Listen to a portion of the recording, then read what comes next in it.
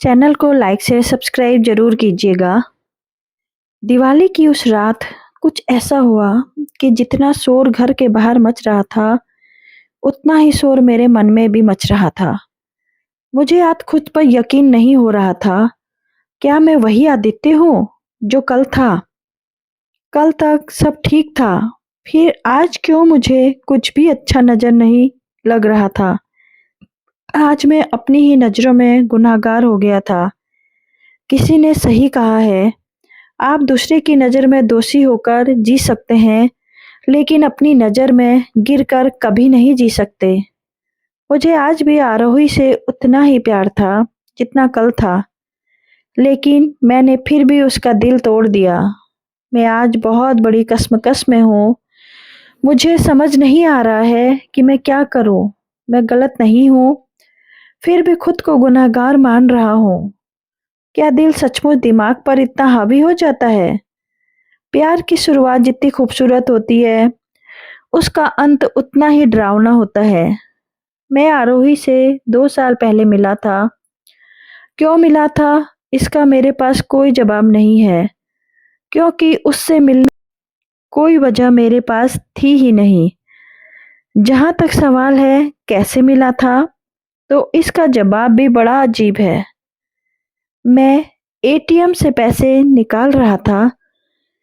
उसके हाथ में पहले से ही इतना सारा सामान था कि उसको पता ही नहीं चला कि कब उसका एक बैग वहीं रह गया है। मैंने फिर उसी को एक्सक्यूज मी कहकर पुकारा और कहा, आपका बैग वहीं रह गया था। बस यहाँ हुई थी हमारी पहली मुलाकात।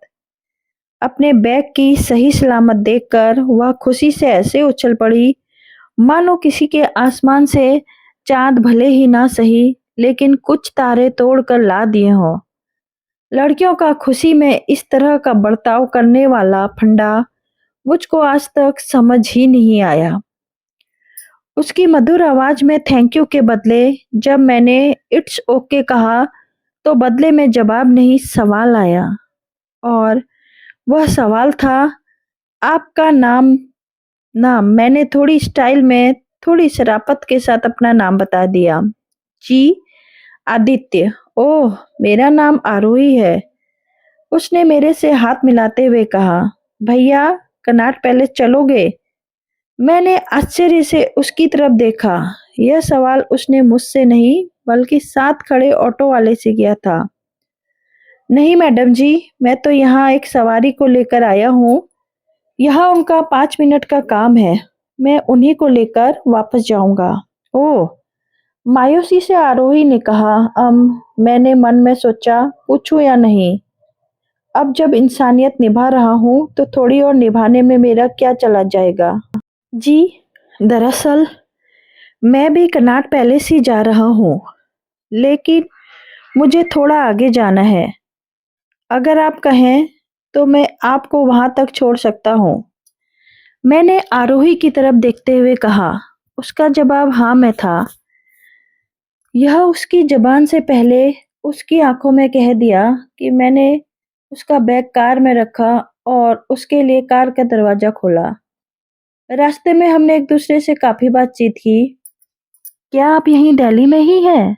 मैंने आरोही से पूछा। नहीं, यहाँ तो मैं अपने चाचा जी के घर आई हूँ।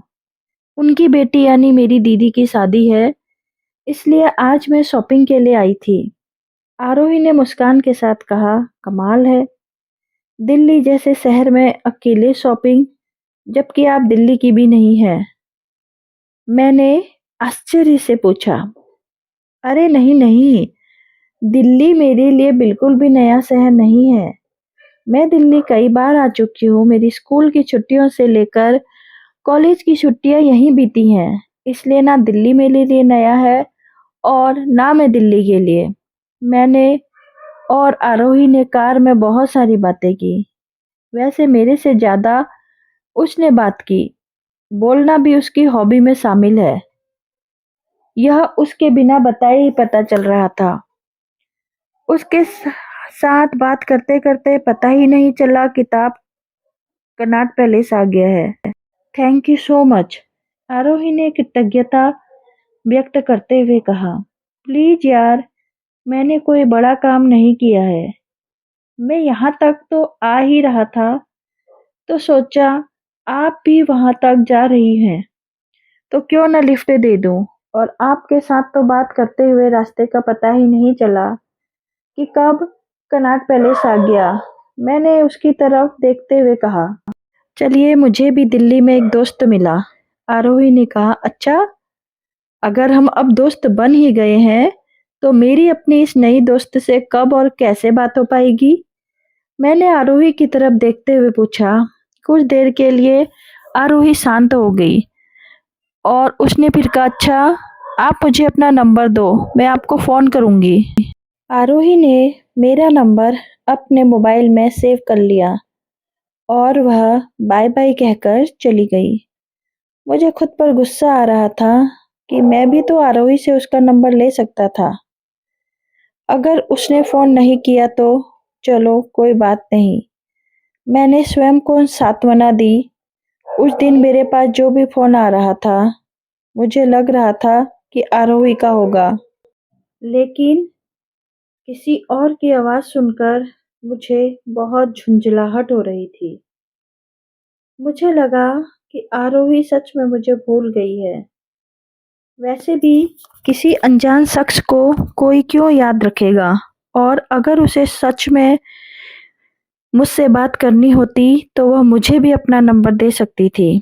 अगले दिन सुबह मैं ऑफिस के लिए तैयार हो रहा था कि अचानक मेरे फ़ोन में एक मैसेज आया, हेलो, आई एम आरोही।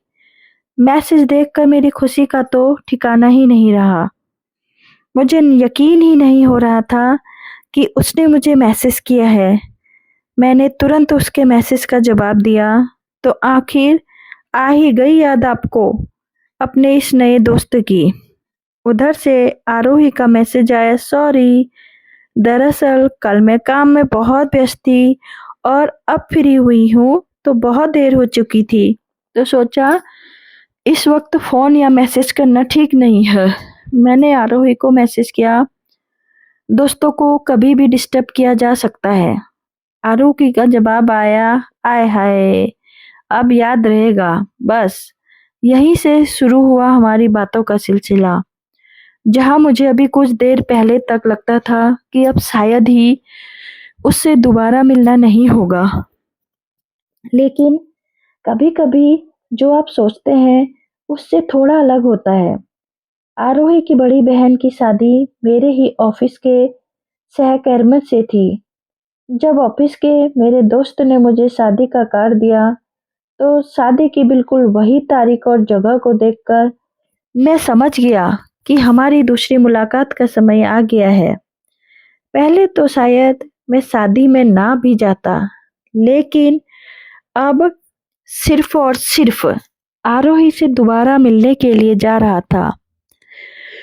मैंने झट से उसे मैसेज किया कि मैं भी तुम्हारी दीदी की शादी में आ रहा हूँ। आरोही का जवाब में मैसेज आया, लेकिन आदित्य, मैंने तो तुम्हें बुलाया ही नहीं।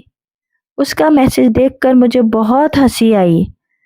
मैंने ठिठोली करते हुए लिखा, तो उसका जवाब आया, तो क्या मतलब, तुम बिना बुलाए आओगे? किसी ने पूछ लिया तो? मुझे बड़ी हंसी आई। मैंने अपनी हंसी रोकते हुए उसे फ़ोन किया, हेलो आरोही। मैंने हंसते हुए कहा, तुम बिना बुलाए आओगे शादी में? आरोही ने एक सांस में कहा, हाँ, तो मैं डरता हूँ क्या किसी से? बस मैं आ रहा हूँ। मैंने थोड़ा उत्साहित होकर कहा, लेकिन किसी ने देख लिया तो? आरोही ने बेचैनी के साथ पूछा, मैडम, दिल्ली है दिलवालों की।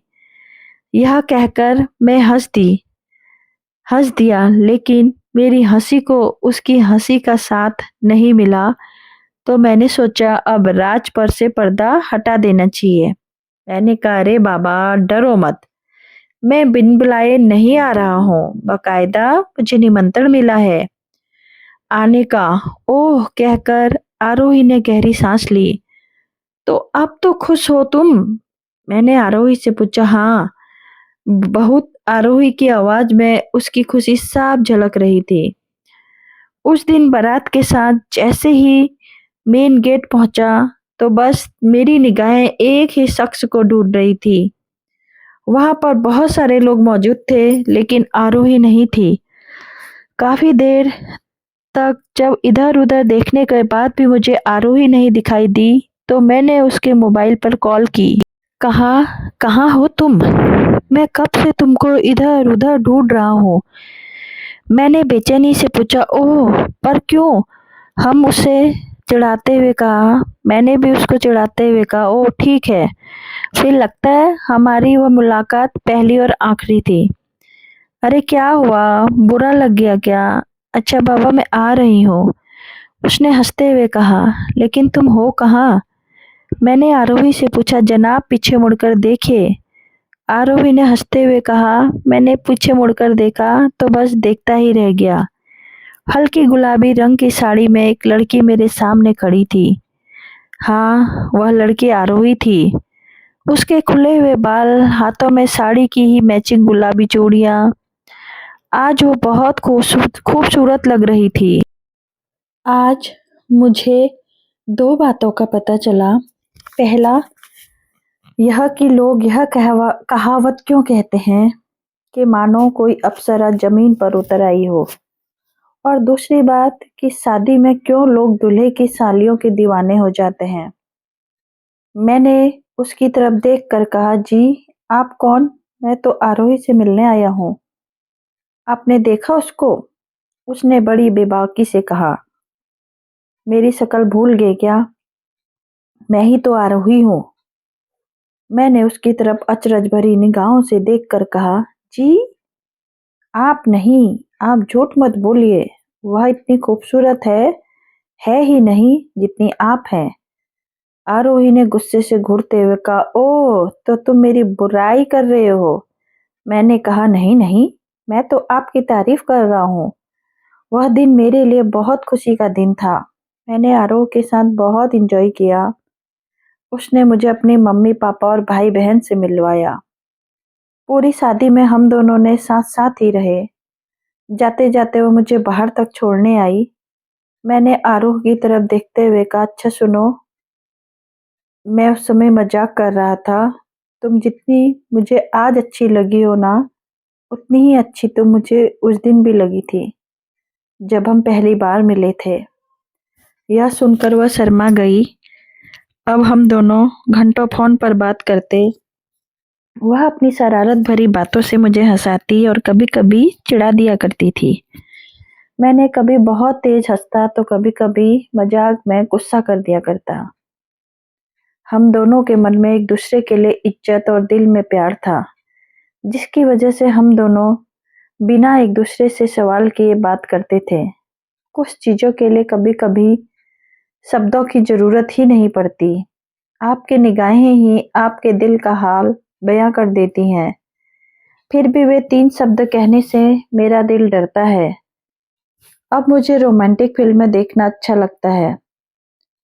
उन फिल्मों की देखकर मुझे नहीं लगता था कि क्या बेवकूफ़ी है।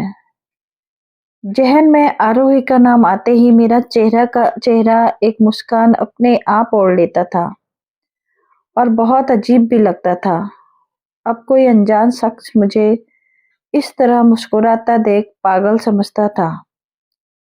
अपनी मुस्कान को रोकने की जगह मैं उस जगह से उड़ जाना ज़्यादा अच्छा मानती थी। हाय, गुड मॉर्निंग। आज यह मैसेज आरोही की तरफ से आया।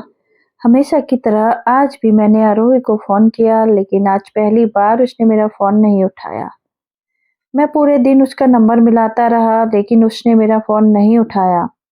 आज दिवाली है और आरोही मुझे फ़ोन ज़रूर, लेकिन आज भी जब उसका कोई फ़ोन नहीं आया, तो मैंने उसको फिर फ़ोन किया।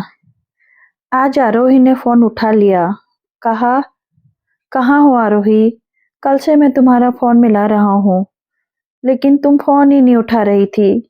मैंने गुस्से में आरोही से कहा। यह सब परवाह किस लिए आदित्य? आरोही ने रोते हुए पूछा। परवाह? क्या हो गया तुम्हें? सब ठीक तो है और तुम रो क्यों रही हो? मैंने बेचैनी से आरोही से पूछा। प्लीज आदित्य, मुझे मेरे हाल पर छोड़ दो। कानपुर मेरी शादी की बात चल रही है। इसलिए बुलाया गया था। लेकिन तुम्हें तो कोई फ़र्क नहीं पड़ता। तुम्हें तब भी कोई फ़र्क नहीं पड़ता था जब मैं उस दिन रास्ता में तुम्हें घर वापस आने की बात कहने आई थी। आरोही एक सांस में बोले जा रही थी, मानो कई दिन से अपने दिल पर रखा हुआ बोझ हल्का कर रही हो। तुम्हारे लिए मैं कभी कुछ भी थी ही नहीं आदित्य।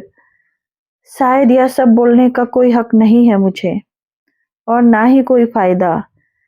शायद अब हम कभी नहीं मिल पाएंगे। अलविदा यह कहकर आरोही ने फोन रख दिया।